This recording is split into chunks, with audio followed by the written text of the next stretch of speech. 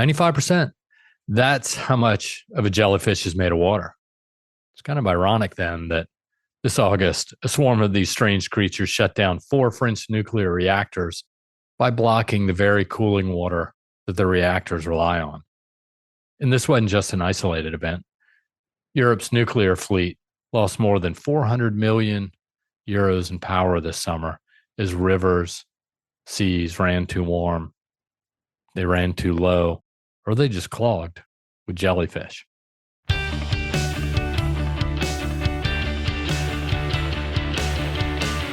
I am Reese, and this is The Future of Water, in which we talk about all the ways which companies, utilities, and people are addressing the challenges and opportunities in water. This is episode 126, and yes, sorry to say that, it's just me. No guests, no water experts, but frankly, no one wanted to talk to me this week. Actually, I wanted to give everyone a break in the last days of summer, so you're stuck with my voice this time around. But don't go just quite yet, because you're going to miss out on a question that's been bothering me for quite some time. Why does no one care about water? But before we get to that, something caught my eye this past week. On August 12th, while I was on vacation, quite honestly, so it's a couple days behind, Ecolab announced a $1.8 billion deal to acquire Ovivo's electronics business. Ovivo, based in Montreal, is known for advanced water treatment systems, in this case, particularly for the semiconductor sector. Ecolab, with about $16 billion in annual revenues under its belt in 2024, it will be folding Ovivo's electronics business into its growing light industrial water platform, positioning itself really more firmly in the high-tech space. So what are my couple takeaways from this, at least? Well, Ecolab, for lack of a better way to put it, is doubling down on high tech. That is semiconductors, data centers, and all the other parts of that sector. The acquisition adds about $500 million of revenue and about 200 references in high purity or ultra pure water services, bolstering Ecolab's footprint in this space. I think the references are pretty interesting because a big part of Ecolab's business and revenues, or business model, should I say, is recurring revenue through ongoing services thereafter. So they take the razor blade approach, sell the razor blade, and then they're selling the services and all the pieces and kit that go with it thereafter. So I think this lines up really well with them, particularly as they focus on the high-tech sector. Ovivo, on the other hand, by nature of this divestment, is a water quality player now. So by divesting electronics at what seems, quite honestly, to be the peak of the high-tech sector, Ovivo's new focus is going to be on membranes and water quality. This also includes things like emerging contaminants and PFAS. It certainly sees a long-term play in advanced treatment. It's certainly less consolidated than, let's say, semiconductors. If you're in the semiconductor space, it's really falls on a handful of players building these gold-plated projects. And so I think maybe Ovivo saw this and saw the opportunity to get out. But also Skion, which owns Ovivo, and it has owned a stake in the company since 2016, also sees the high market and the opportunity for selling at a premium. So at the time that it purchased Ovivo in 2016, Ovivo was valued at about $142 million, if I recall. So selling it at $1.8 billion in 2025 seems like a pretty good deal. Lastly, scale matters. And that is scale matters in high-tech water and the high-tech sector. With semiconductor fab delays hitting the industry for various reasons, we all read the news. You see what's happening with Intel or Samsung. There's a bit of ebb and flow of the project activity and the financing and when these projects are going to roll out. But the scale of these deals and the volatility really underscores how global players like an Ecolab and rivals like Veolia are better positioned than maybe smaller players to absorb the volatility and capture the growth in the semiconductor supply chain. And the other part of this is, in thinking about Ovivo and selling now, the semiconductor sector build out it's really going to be over the next decade in the US and Europe. I'm not saying there's not going to be more activity thereafter, but I think the real push, partly because of the CHIPS Act in both regions of the world, is driving a big chunk of this. And then thereafter, it's probably going to slow down a bit. So there may be longer term opportunities in things like water quality, which they're focused on. So, with that being said, let's change gears a little bit.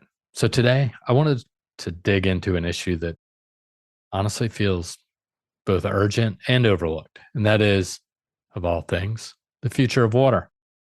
The reason I'm talking about it now is that Bluefield has just released a new presentation. It's up on our About Us page at bluefieldresearch.com. It's a presentation, and it's about the one thing we can't replace, and that is water, and what we think about it or should think about it. And here's the truth. Many of us, particularly in the developed world, have had the luxury of not thinking about it. We turn on the tap and the water flows. We flush the toilet and it disappears. Water has been so reliable for so long that it's faded into the background, but for all the wrong reasons. And it seems to be rearing its ugly head little by little.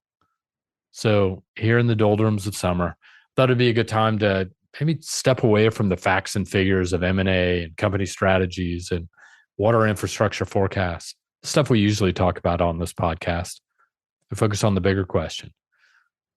Why water matters, or more importantly, why should it matter?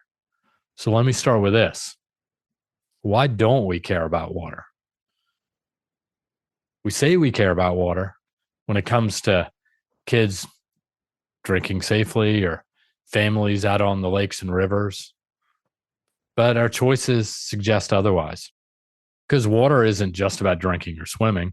It's embedded in almost everything we consume and maybe even do. An almond, 3.2 gallons of water per almond, and I just ate probably 30 this morning. A cup of coffee, 3.6 gallons is needed for a cup of coffee. And that was on my desk this morning as well. A pair of blue jeans, which I'm wearing right now, nearly 2,900 gallons. The smartphone that my son just bought this past week for his birthday, 3,400 gallons. The average US household has a daily water footprint of 300 gallons. So if you add it all up, the average person is using thousands of gallons of water a day. Most of it is invisible. So if water is so critical to all these things I just mentioned, all these things that we like, all these things that we eat, all of these things that we do, why isn't it treated like a priority? Take federal spending in 2020. Defense spending from the federal government, $756 billion. Transportation, $105 billion. Space exploration, $23 billion. Water, $3.2 billion. So that means transportation is 30 times higher than water. Yet clean water infrastructure has been one of the most transformative investments in history, human history. Life expectancy in the US has increased 39 years since 1880, and half of that gain is linked directly to safe water and sewer systems. So in short, we doubled our lifespan on the back of water investments. And now, because it works so well, we take it for granted. We've forgotten where we came from. A century ago in 1920, many people didn't have flush toilets. By the 1960s, the Cuyahoga River was so polluted that it literally caught fire. Even today, waterborne illnesses cost an estimated $2 to $4 billion in cost annually. The bottom line is really nothing lasts forever. All of these assets that we've built out over the past century are beginning to fail. Our water infrastructure is aging. Nearly 1 in 5 gallons of treated water is lost to leaks every day in the US. That's $6.5 billion going down the drain, pun intended. At the same time, new water demands are emerging. Data centers are booming. We've talked about this, fueled by things like AI. We didn't even think about this 10 years ago, let alone 5 years ago in many cases, at least in the news like we do today. Over the last decade, companies have spent 100 billion, hundreds of billions of dollars building them. You hear the announcements is growing daily. By 2030, water spending itself, just to cool these facilities, would be about $800 million annually. Almost all of these are connected to local water systems that are under financial and asset related pressures, right? There's competition for water. Utilities have other needs or other challenges to face. I already mentioned emerging contaminants and water quality. This just adds to that. So the dynamic of water management is, in fact, changing. The dynamic of demand is changing, and that's upending traditional infrastructure. And a lot of this growth is happening in, I don't know, the wrong places where there is no water. Sunbelt states like Arizona, Nevada, Texas accounted for 80% of US population growth over the past decade. Meanwhile, 36 million people depend on the Colorado River, which is, at my last check, was down to about 35% of capacity, if I recall. Add climate into the mix. Since 1980, the US has had $403 billion storm disasters with damages totaling over $2.9 trillion. 81% of these are damages that have been water related: floods, droughts, large storm events. If climate is the shark, water is the teeth. That's what I always say. Utilities are doing their best, but the spending balance is shifting in the wrong direction. And I'm not saying that it's necessarily their fault, it's our fault. Operating costs now make up nearly 70% of utility budgets, leaving less for renewing infrastructure, less for building the things that we need for the next generation. So we're patching, we're not rebuilding.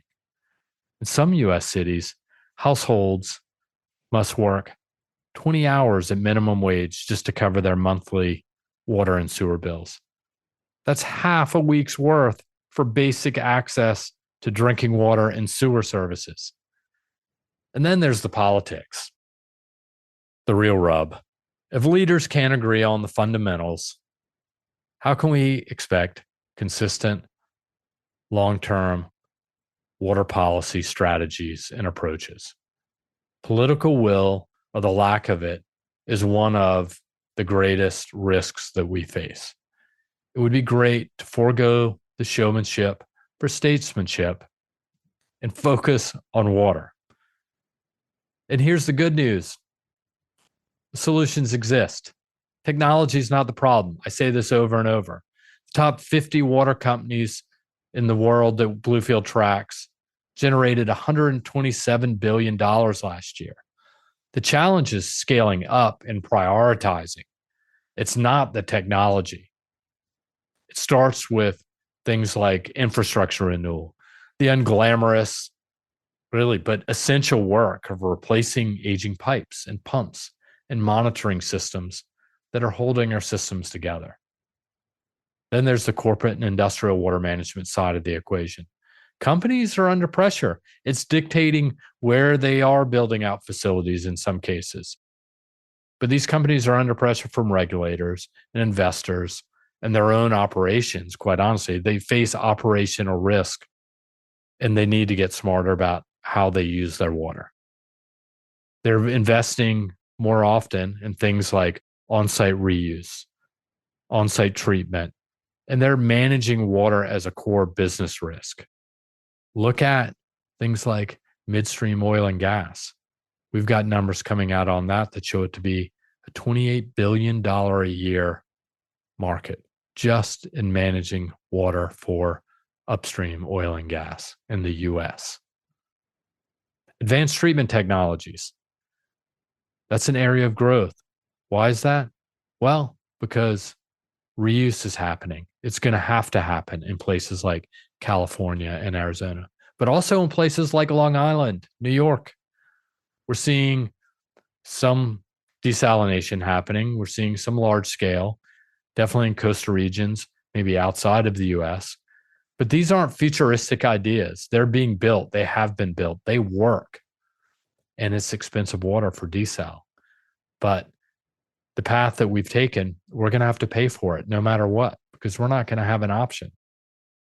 And overlaying all of these things are things like sensors and smart meters and AI driven monitoring, the digital tools that help utilities and companies understand their systems in real time and cut losses. That's an opportunity. It's going to happen because we need to be more efficient. Agriculture, the biggest water user of all, it's also seeing a shift. Through smarter irrigation, more energy efficient pumping, it's becoming critical in water scarce regions, whether it be Western US, whether it be Southern Europe and places like Spain. This is what I would call the elephant in the room, agriculture, that is. What to do with it? How can it be managed?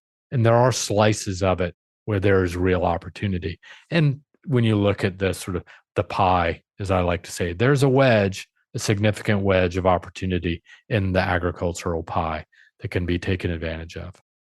And the other, it'll be harder to deal with. But you got to start somewhere. And then, of course, there's a question of financing innovation. Things like public-private partnerships, which work in a lot of parts of the world, maybe not so much in others.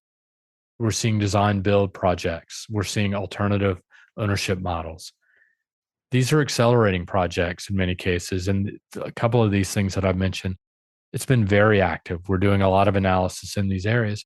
And that's because there's real uptake, particularly among engineering and construction firms.